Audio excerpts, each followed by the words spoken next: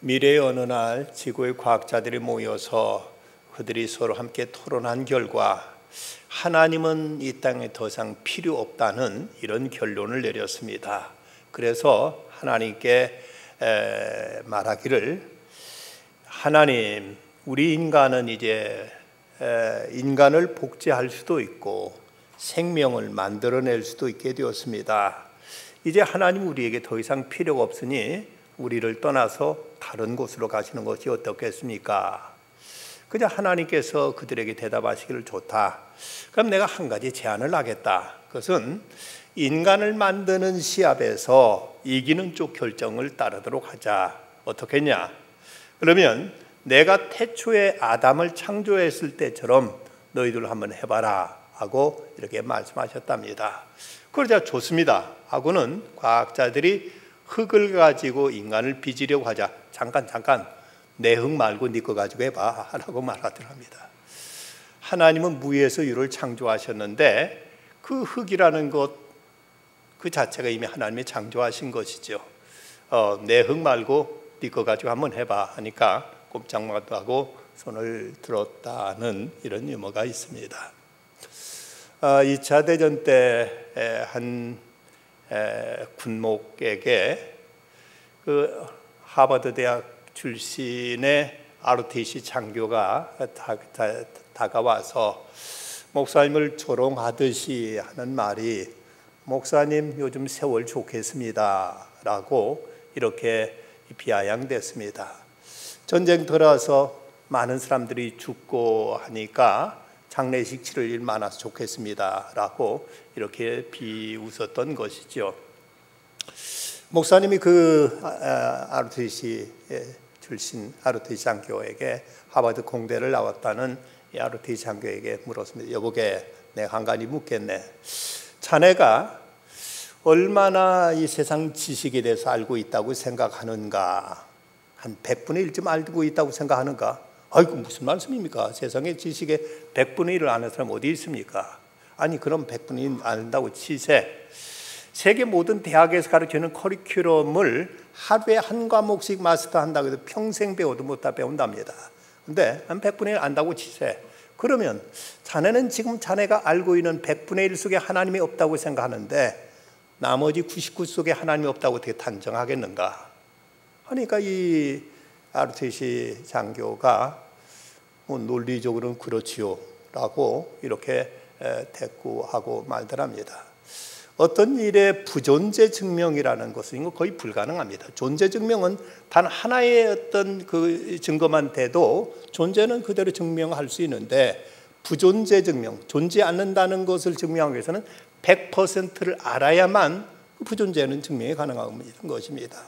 100%다 알아야 여기 그러니까 없다고 말할 수 있는데, 세상의 일반 지식에 대해서도 100분의 1이 아니라 10,000분의 1을 아는 사람도 없습니다. 지금 세상 지식에 있어서 한 개인이 10,000분의 1을 아는 사람도 어림도 없는 얘기입니다. 그런데 그 기껏 하버드 대학 좀 나왔다고 해서 그 자기가 알고 있는 지식 속에 하나님이 없다고 이렇게 단정한다는 것은 얼마나 그 자체가 무지하고 무례한 태도인가 하는 것을 논리적으로도 이것은 이제 성립되지 않는 말이 될 수밖에 없습니다. 성 아구스티누스는 이 전년 기독교 역사 중 가장 위대한 신학자요, 가장 훌륭한 또 성자 중에 한 분입니다. 이분이 그 삼위일체론, 이것을 이제 자기 신학적인 해박한 지식을 가지고 이것을 이제 기술하는데, 그런데 그 삼위일체라는 것은 논리적으로 참 설명하기 어려운 것이죠. 세 분이면 한 분이다, 한 분이고 또 세 분이다는 이것을 인간 논리로 이것을 이제 기술한다는 게 참 어려워서 문제가 많이 고심하고 있는데, 그가 그의 고향인 북아프리카 그 카르타고에 멀지 않은 그 지중해 해안을 거닐고 있는데, 모래밭을 이제 해변 모래밭을 거닐고 있는데, 그런데 한 어린아이가 두 손으로 바닷물을 입어가지고는 옆에 있는 모래 웅덩이에다 물을 붓습니다. 너 지금 뭐하고 있냐 물었더니, 저 바닷물을 전부 다 퍼서 여기 이 웅덩이에다 옮기려고요 라고 이렇게 말을 하는 겁니다. 야 이놈아, 네 작은 손으로 저 바닷물을 다 퍼서 거기다 옮길 수 있다니 말이나 되는 말이냐 하니까 이 아이가 당돌하게 하는 말이, 아우구스티누스 당신은 어떻게 그 광대하신 하나님을 하잘것없는 언어로 다 담아내겠다는 말입니까? 하고 이렇게 얘기를 하자 여기서 어거스틴은 깜짝 놀라면서 하나님 앞에 회개했다고 합니다. 자기의, 물론 이분은 대단한 이제 철학자요, 신학자요, 대단한 그 당시의 석학으로서 기독교 2000년 역사의 신학의 뼈대를 세우는 분입니다만은 자기의 그 머리로 하나님의 존재, 하나님의 그 삼위일체에 대해서 무언가를 다 완벽하게 기술하려 했던 것이 얼마나 자기가 부족한 어리석은 생각이었는가를 스스로 깨닫고 하나님 앞에 겸손하게 엎드렸다는 이런 이야기가 전해지고 있습니다. 오늘 말씀을 속에는 솔로몬이, 우리가 잘 아는 대로 솔로몬은 지혜의 왕, 그야말로 전무후무한 지혜의 사람입니다. 그런데 이 땅에서 지식을 추구하는 사람들의 모습, 이걸 통해 인생의 어떤 의미, 인생의 가치, 또 인생에 잠든 어떤 이제 보람과 행복, 이런 걸 추구하려는 사람들을 살펴본 결과 이것이 얼마나 허무한가, 이것이 얼마나 무의미한가, 얼마나 이것이 어리석은 것인가를 그는 깨닫고 여기에 대해서 말하고 있습니다. 본문 12절 말씀 보면, 나 전도자는 예루살렘에서 이스라엘 왕이 되어 마음을 다하여 지혜를 써서 하늘 아래서 행하는 모든 일을 연구하며 살핀즉 이는 괴로운 것이니 하나님의 인생들에게 주사 수고하게 하신 것이라. 여기 연구한다는 말, 문제의 어떤 근원을 파헤친다는 말이고, 살핀다는 말은 문제를 다각적으로, 통전적으로, 입체적으로 모든 것을 규명한다는 이런 말이 의미를 가지고 있는 단어입니다. 그렇다면 그건 단순히 그냥 피상적으로 어떤 문제를 살핀 것이 아니라 문제의 어떤 근원에서부터, 그리고 이 문제를 어떤 지역적인 일부분만이 아니라 전체적으로, 통전적으로 모든 문제를 깊이 통찰하고 연구하고 이것을 규명해 봤는데, 거기서 이제 그가 깨달은 바는, 여기에 대해서 그가 16절에서 뭐라고 하는가 하면, 내가 내 마음속으로 말하여 이르되 이를 보라, 내가 크게 되고 지혜를 더 많이 얻었으면 나보다 먼저 예루살렘에 있던 모든 사람들을 낫다 하였나니 내 마음에 지혜와 지식이 많이 만나 보았음이로다. 사실 이 솔로몬은 그 스스로 지혜왕으로서 참으로 그가 무슨 이제 잠언을 3000이나 말하여 있고, 식물과 동물 외교와 국방과 여러 가지 인간의 모든 그 철학에까지 깊은 그런 통찰력을 가지고 있는 왕으로 전무후무한 지혜의 왕이었습니다. 그가 17절에서 내가 다시 지혜를 알고자 하며 미친 것들과 미련한 것들을 알고자 하며 마음을 썼으나 이것도 바람을 잡으려는 것인 줄을 깨달았도다. 이 모든 것이 다 헛되다는 것을 그는 깨달았다는 것입니다. 그러면서 결론적으로 18절에서 지혜가 많으면 번뇌도 많으니 지식을 더하는 자는 근심을 더하느니라고 말하고 있습니다. 배우면 배울수록, 지혜를 찾고 뭔가를 지식을 쌓아가면 쌓을수록 더 절실하게 자신의 한계를 느끼게 되고, 결코 이것이 이제 우리에게 진정한 인간의 지식이라는 것이 문제를 근본적으로 해결해 주는 것이 못 된다는 사실을 그는 절실하게 깨달았던 것입니다. 아인슈타인 박사는, 이분은 뭐 과학자로도 대단한 분이지만 이분은 과학뿐만 아니라 철학과 그분의 어떤 이제 깊은 그 인생에 대한 통찰에 있어서도 20세기 인물로 가장 손꼽히는 인물로 뉴욕타임즈에서 지적할 만큼 대단한 분입니다. 한 번은 그가 상대성 이론으로 그 이제 세계적 이름이 날렸을 때, 그때 어느 날 제자들이 와서 묻습니다. 선생님은 이미 그렇게 해박한 지식을 가지고 계시는데 어째서 그렇게 배움을 더 이제 멈추지 않으십니까? 그러자 아인슈타인이 이런 대답을 했다고 합니다. 이미 알고 있는 지식이 차지하고 있는 부분을 하나의 원이라고 한다면 원 밖에 있는 것은 모르는 부분이 된다. 원이 커지면 원의 둘레도 점점 늘어나서 모르는 부분도 더 많아진다는 것을 깨닫게 된다고 이렇게 말했습니다. 여러분이 이만한 동그라미 있으면 이 동그라미를 접하고 있는 외부면이 이만큼이 되겠죠. 근데 자기가 이만큼을 알게 되면 그 접하고 있는 면들은 더 커지는 것처럼 배우면 배울수록, 알면 알수록 자기가 모르고 있는 부분이 더 많은 것을 깨닫게 되는 거지요. 자기가 조금밖에 모를 때는 그냥 나는 이만큼 이런 것들은 잘 몰라, 이만큼 외에는 잘 몰라 하고 생각하지만, 그러나 많이 알면 알수록 더 많은 부분들이 자기가 무지의 세계 속에 있다는 것을 점점 더 인식하게 된다는 얘기죠. 이걸 보면 아인슈타인은 참 그가 그토록 대단한 과학자요, 그는 대단한 지성인이었지만 스스로도 자기가 배울수록 알아갈수록 더더욱 나는 모르는 것들이 많은 것을 배우고 깨닫게 된다고 이렇게 말하는 것을 보게 됩니다. 오늘 이 말씀을 통해 우리는 인간 지식의 한계를 먼저 우리가 생각해 볼 필요가 있습니다. 본문 15절 말씀, 구부러진 것도 곧게 할 수 없고 모자란 것도 셀 수 없도다 하고 말씀하는데, 이 말씀 속에 지성주의의 어떤 그 허구를 우리가 생각할 수 있습니다. 구부러진 것도 곧게 할 수 없고 모자란 것도 셀 수 없다. 여기서 구부러졌다는 것은 인간 심성의 어떤 왜곡을 생각할 수 있지요.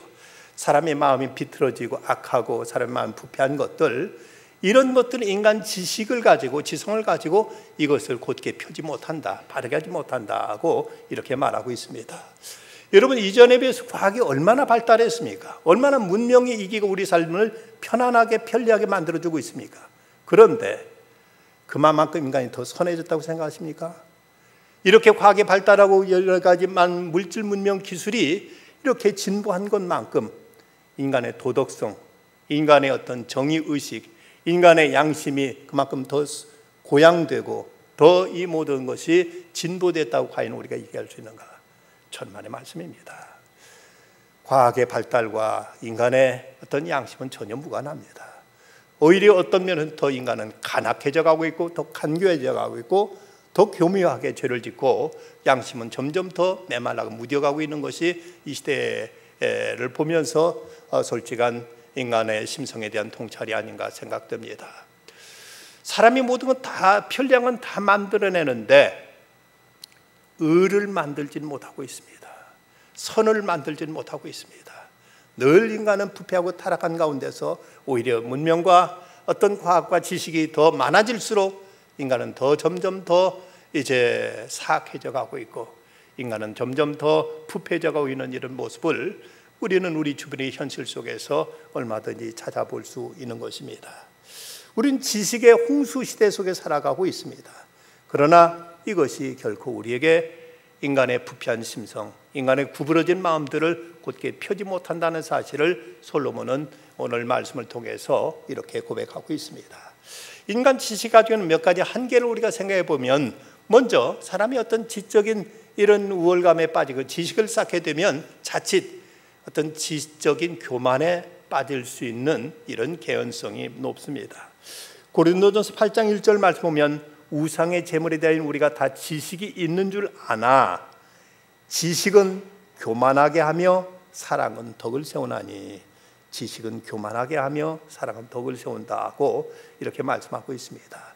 사람은 무엇인가 자기는 가지고 있고 다른 사람이 없다고 생각하면 여기서부터 사람은 교만해지게 되는 것이죠. 특별히 다른 교만보다 지적인 교만이 대단히 무섭습니다. 자칫하면 속으로 다른 사람 멸시하고 사람들 무시하면서 무식한 것들 하면서 자기 나름대로 자기는 대단한 존재인 양, 이런 자기 우월감에 빠져서 사람들을 그대로 수용하지 못하고 다른 사람 인정하지 못하고 고고한 채 자기의 어떤 독선에 빠지기 쉬운 것이 바로 지식이 가져다주는 하나의 어떤 오류와 어떤 부정적인 결과일 수가 있습니다. 어느 김시성을 가진 장로님의 간증입니다. 이분은 의사로 대단히 노력해서 자수성가하신 분인데, 예수 믿고 교회 다니면서 열심히 봉사해서 장로까지 됐는데 마음속에 늘 한 가지 그 생각도 꿈틀거리는 것이 있었습니다. 교회에서 사람들 보면 왜 좀 쓸만한 것들은 나오지 않고 이렇게 노절한 사람들만 나왔나 하는 이런 대단한 오만한 생각이 그 마음속에 자리 잡고 있었습니다. 어느 여름 휴가 겸 산상 집회를 한다고 해서 그 어느 기도원인가 찾아갔는데 막상 가보니까 뭐 커다란 천막을 쳐놓고 수천 명이 와글거리는 데고 울며 불며 대굴대굴 구르고 통에 자복하고 통성기도 하는 걸 보고 어떻게 이렇게 한심한 사람들만 모였나 생각하면서 1시간 겨우 참석하고 아이고 여기서 같이 이들과는 같이 뭐 못 있겠다 싶어서 따로 이제 짐을 꾸려가지고는 산 더 높은 데 가서 자기 혼자 기도하겠다고 산으로 올라갔습니다. 그래서 이제 거기서 올라가서 기도하는데 나름대로 바위에 앉아서 기도하기 시작합니다. 점점 기도 경지가 깊어지면서 사흘 동안 이제 그곳에서 기도하면 참 모처럼 나 하나님 한번 만나봐야 되겠다 하고 이렇게 간절히 매달리는데 사흘째 됐을 때 그게 환상이 보입니다. 환한 빛이 보이면서 저 밑에서 누군가 올라오는 모습이 보입니다. 그래서 자세히 보니까 그 사람의 모습이 옷을 입었는데 원세 거지 중에 상거지로 그렇게 남루한 옷을 입었고 머리부터 발끝까지 성한 데가 없습니다. 피가 흐르고 진물이라고 완전히 병신이고 불구잡니다. 이걸 보면서 원 세상에 비참한 거지가 다 있나 하고 이렇게 한숨을 내쉬는데 그때 하나님의 음성이 들려오기를 저게 바로 너다 하는 이런 음성이 들려오더랍니다. 그 음성도 깜짝 놀라서 그 얼굴을 자세히 보니까 정말 자기 얼굴이더라는 것이죠. 그 순간 그는 그 자리에 거꾸로져서 회개하기 시작했습니다. 얼마나 그는 이제 그 자기의 진면목이 얼마나 비참하고 얼마나 하나님 앞에 부끄러운 죄인인가를 그는 철저히 깨닫게 되니까 잠을 자도 잠에 깨어도 먹어도 쉬어도 길을 가도 계속 눈물이 흐르는데 1달 동안 울었다고 합니다. 어쩌면 내가 이렇게 비참한 존재냐 하는 이 생각에 그는 이제 하나님 앞에 통회하고 자복하고 회개하고 했는데 그리고 나니까 자기 같은 죄인을 구원해준 하나님의 은혜가 놀랍기만 하더라는 것입니다. 너무 황송하고 너무 감사했습니다. 그리고 나서부터는 이제 누구를 보더라도 다 존경스럽고 다 나보다는 나은 사람이구나 나보다는 참 귀하구나 하는 이런 깨달음이 오더라는 것입니다.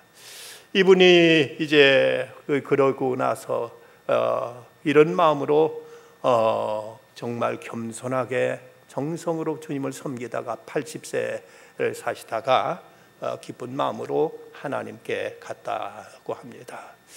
여러분 내가 조금 다른 사람보다 좀 더 배웠다는 것 때문에 내가 좀 더 지식이 많다는 것 때문에 우리는 너무 쉽게 다른 사람을 비난하고 무시하고 정죄하고 비판하고 깔보는 이런 일들이 자칫 지성인들이 가질 수 있는 약점 중에 하나입니다. 또 하나 이 지식이라는 것은 한 가지를 알고 있다는 것 때문에 여기 어떤 편견으로 인해 다른 것에 대해 무지하거나 다른 걸 무시할 수 있는 이런 이제 그 경향도 있습니다. 사도행전 26장에 보면 아그리빠와 베스도 앞에서 이제 바울이 자기 변증, 자기 이제 그 변론을 하는데 이걸 쭉 이제 자기 예수 만나고 자기 구원받고 이제 한 사실을 얘기하니까 이때 베스도가 하는 말이 소리내 이르되 바울아 내가 미쳤도다 내 많은 학문이 너를 미치게 한다 하고 이렇게 이제 바울을 그가 이제 조롱하면서 꾸짖습니다.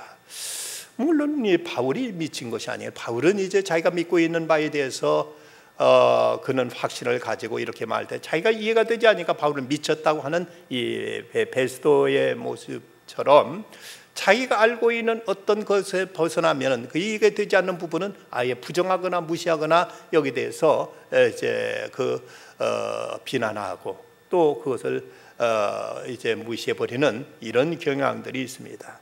자기 협소한 의미에서 어떤 전문성을 추구하다 보면 타 분야에 대해서는 무지한 것이 사실입니다.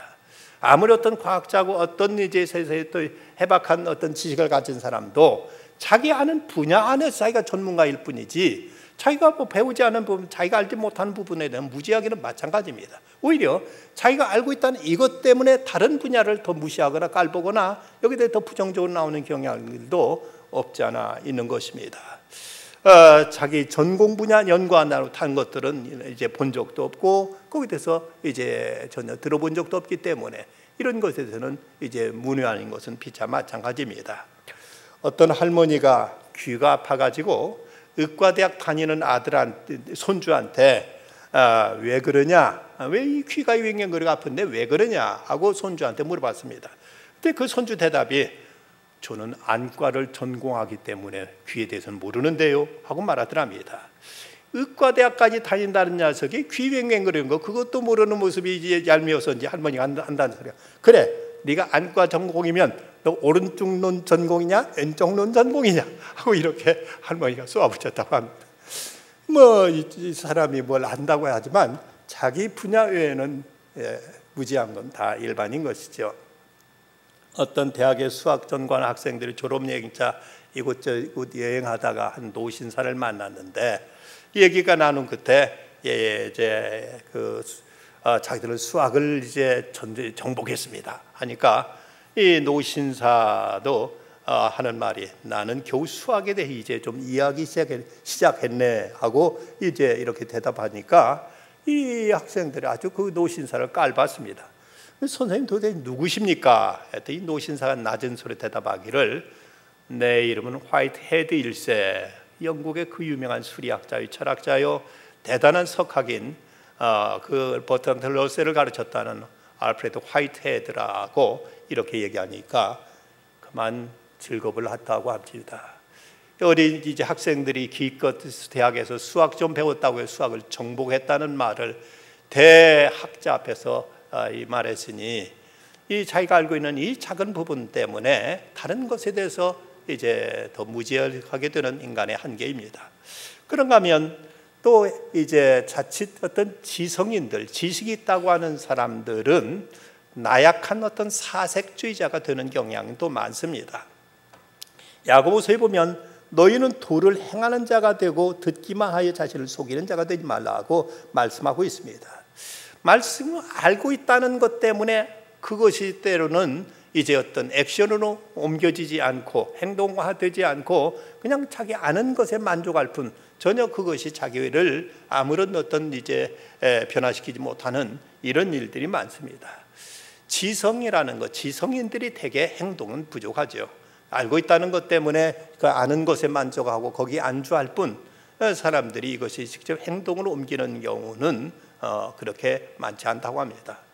어떤 목사님은 얘기하기를 많이 배운 목사들 치고 열심히 전도하거나 열심히 이제 신방하거나 열심히 목회하는 사람 별로 없더라 하는 그런 얘기하시는 소리도 간혹 듣고 보면 지성인들은 행동에는 약하기 마련이죠. 알고 있다는 것 때문에 어떤 행동에 부족하고 행동에 이제 따르지 않은 경우들이 많이 있습니다.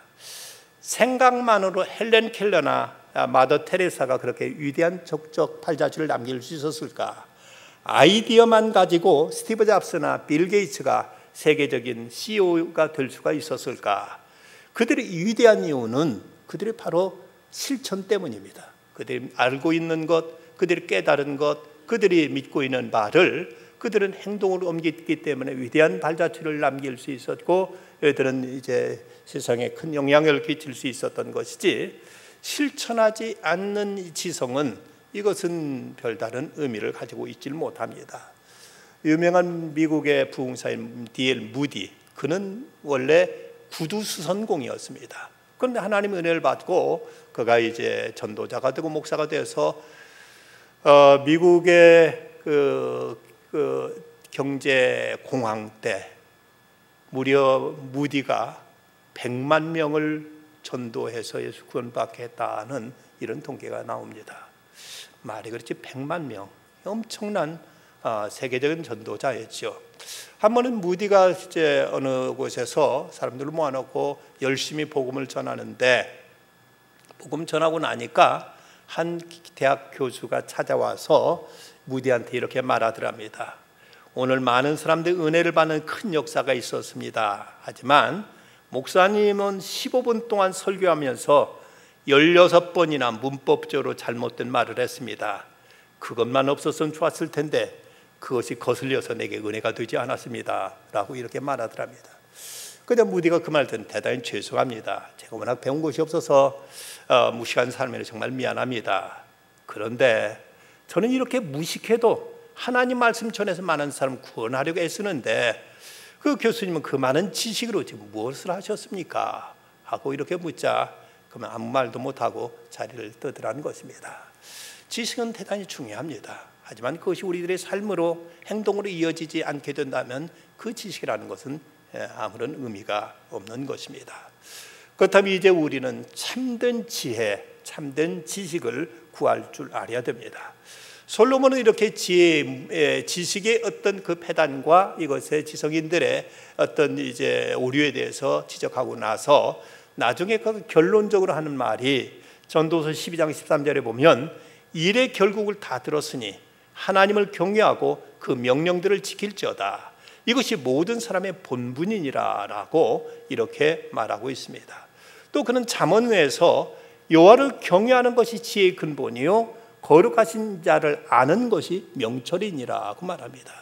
이렇게 솔로몬처럼 해박한 지성인, 그처럼 이제 대단한 지혜와 명철을 가지던 그가 말하는 결론 내리는 것은 세상에 이런저런 많은 지식이 있지만 하나님 경외하는 것이 참된 지혜다, 참된 지식이다, 이것이 명철이다고 이렇게 말하고 있습니다. 예수님도 사람 만일 온 천하를 얻고도 제 목숨을 잃으면 무엇이 유익하리요? 무엇을 주고 제 목숨과 바꾸겠느냐는 말씀하셨습니다. 우리가 분명 지식이 우리에게 유익한 것이 참 많습니다. 세상에 어떻든 이 시대를 움직이는 지식에 의해서, 지성에 의해서 세상이 움직이는 것도 우리가 부정할 수 없는 사실입니다.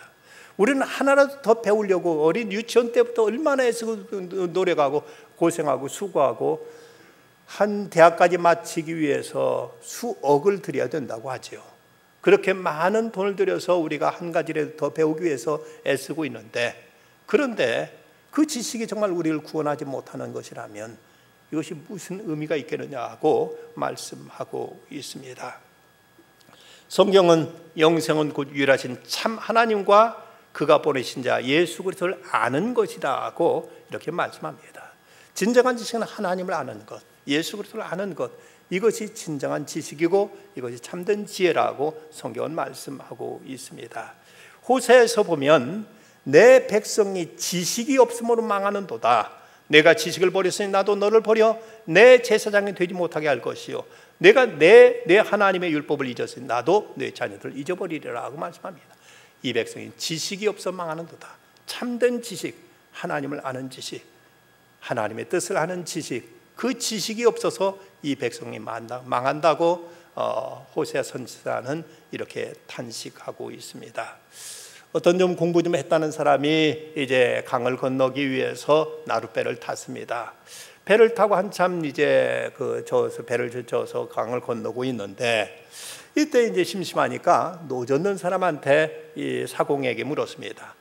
당신 혹시 철학에 대해서 아는 바가 있어? 그저 이 사공은 겸연쩍은 듯이 저같이 무식한 사람이 어떻게 철학을 알겠습니까? 그래서 이제 좀 안 됐다는 듯이 쯧쯧하면서 당신은 인생의 4분의 1을 잃은 것이나 다름없어. 그러면서 당신은 과학에 대해서 아는 바가 있어? 사공은 또 이제 그가 기죽어서 아이고 제가 무슨 과학을 알겠습니까? 하는 바가 없습니다. 그러다 이제 사공을 무시하는 투로 안 됐지만 당신 인생의 절반이나 헛되게 산 것이요 하고 이렇게 이제 그를 조롱하듯 나무랬습니다. 그때 갑자기 돌풍이 불면서 이 배가 그만 출렁이는 물결에 그대로 전복돼 버리고 말았습니다. 물에 빠져 허우적거릴 때 이 사공이 이 사람에게 물었습니다. 선생님 많이 배우셨으니까 수영하는 법도 잘 아시겠지요? 그저 허우적거리고 그 다급하게 하는 말이 아니요 나 헤엄칠 줄 모르. 그러자 사공이 혀를 차며 하는 말이 그러시다면 선생님은 인생 전부를 이루셨습니다 라고 이렇게 말하답니다. 여러분, 우리가 내가 알고 있는 모든 지식들이 진정 내 인생을 살리는데, 생명을 구원하는 일에 도움이 되지 않는다면 그것은 궁극적인 면에 있어서는 이것은 다 무가치한 일이 될 수가 있는 것입니다. 그렇다면 우리가 참된 지혜, 참된 지식을 얻기 위해서 나의 무지를 인정해야 되고, 그리고 겸손히 하나님께 도움을 구해야 될 것입니다. 고린도전서 2장 13절에 보면 우리가 이것을 말하거니와 사람의 지혜가 가르친 말로 아니하고 오직 성령께서 가르친 것으로 하니 영적인 일은 영적인 것으로 분별하느니라. 영적인 일은 영적인 것으로 분별하느니라. 고린도전서 2장 13절 말씀입니다.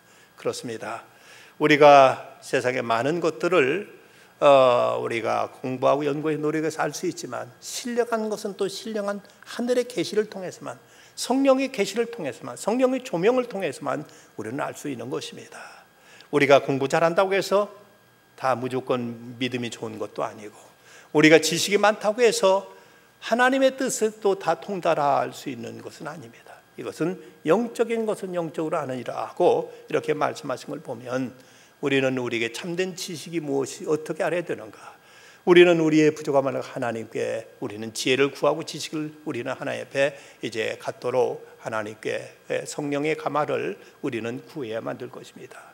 인도네시아에서 어느 교회에서 이제 부흥 집회가 이루어지는데, 거기서 어떤 교수 되는 장로님이 그 강사 목사님한테, 목사님, 나는 아무리 성경을 봐도 이 성경은 옛날 이스라엘 역사에 지나지 않습니다. 어떻게 하면 이 성경이 하나님 말씀을 알아들을 수 있습니까? 그런데 목사님이, 교수님 가셔서 오늘 밤새워서 하나님께 그 한 가지만 기도해 보십시오. 하나님 영적인 눈이 띄어서 하나님 말씀을 볼 수 있고 알 수 있게 좀 해주십시오 하고 하나님께 기도해 보십시오. 그렇게 했더니 정말 이분이 가셔서 밤새 하나님께 간절히 기도해서, 하나님 제 영적인 눈을 좀 띄워주십시오, 제 영적인 이제 그 깨달음이 있게 해주십시오 하고 간절히 기도하고 성경을 읽었는데, 이 성경 말씀 한 절 한 절이 다 살아있는 하나님의 음성으로 마음에 와닿더랍니다. 그 다음 날 이 교수님이 머리에 성경을 이고 나와가지고, 내가 그동안 이것 하나의 그냥 세상 지식으로만 이스라엘 역사로 알았는데 이것이 이렇게 생생한 하나님 말씀인지 미처 몰랐습니다. 이렇게 깨닫게 정말 감사합니다 라고 이렇게 말하더라는 것입니다. 기독교적인 가정에 자라난 서울대 학장을 지내신 분이 그 집에 찾아간 목사님한테 이렇게 실토하더랍니다. 대단치 않은 지식 때문에 교회에 나가서 겸손히 말씀을 들을 수가 없어서 참 고민입니다 라고 이렇게 고백하더라는 것입니다. 설교를 들으면 아무리 들어도 그냥 뭐 사람의 얘기처럼 여기로만 들릴 뿐, 이것이 하나님의 말씀으로 들려지지 않고, 목사의 설교에 대해서도 이렇게 저렇게 비판이 되어지고 저게 아닌데 하고 자꾸 이제 마음에 어떤 불신과 의심이 생겨서, 그래서 겸손하게 나가 예배드리기가 참 어렵습니다 라고 이렇게 솔직하게 얘기하더랍니다. 참 대단히 안타깝고 대단히 참 어려운 문제이죠.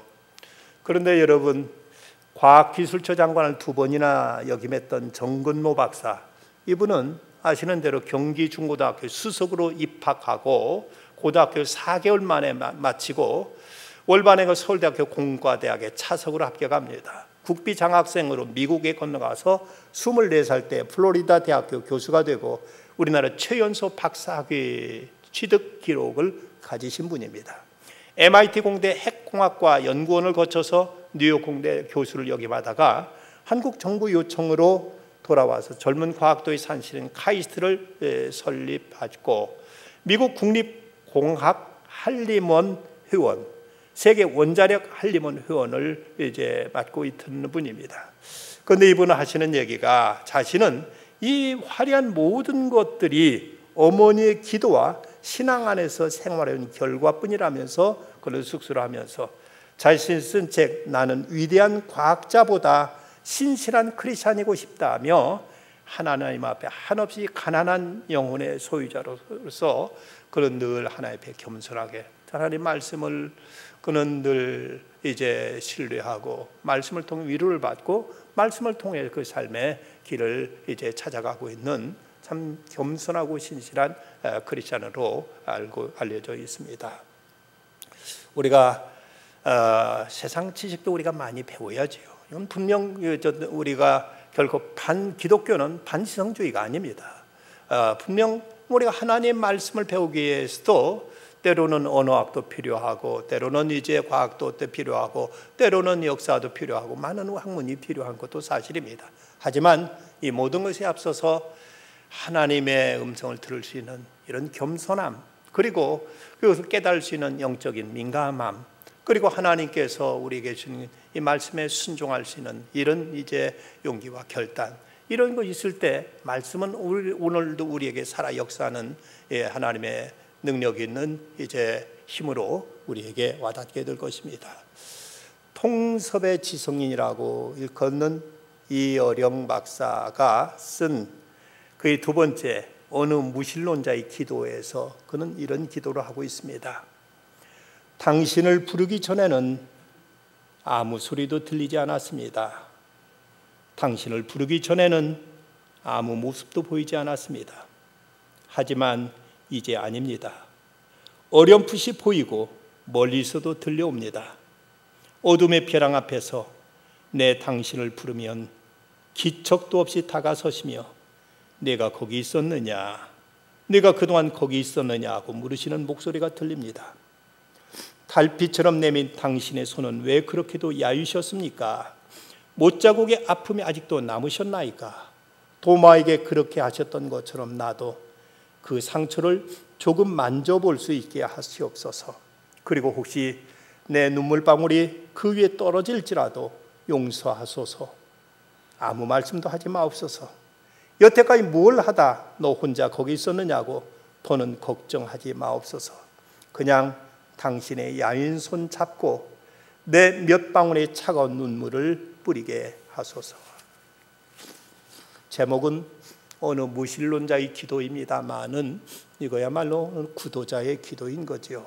그분은 참으로 기독교에 대해서 그저 하나의 문화적으로, 하나의 문학적으로만 이해했던 분인데 딸의 아픔을 통해서 겸손하게 하나님의 무릎을 꿇게 되자 그에도 새로운 영적인 세계가 열려서 그는 그리스도를 구주로 모셔드리고 세례받고 그는 이제 복음의 변증가로서 그는 하나님 앞에 귀하게 쓰임을 받고 있습니다.